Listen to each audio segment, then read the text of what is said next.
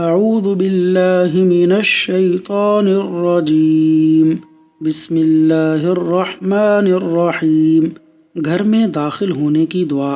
رسول اللہ صلی اللہ علیہ وسلم نے فرمایا، جب آدمی اپنے گھر میں داخل ہونے لگے تو چاہیے کہ یہ دعا پڑھے: اللہم انی اسألک خیر المولج، اللہم انی اسألک خیر المولج وخیر المخرج، بسم اللہ ولجنا وبسم اللہ خرجنا وعلی اللہ ربنا توکلنا وعلی اللہ ربنا توکلنا۔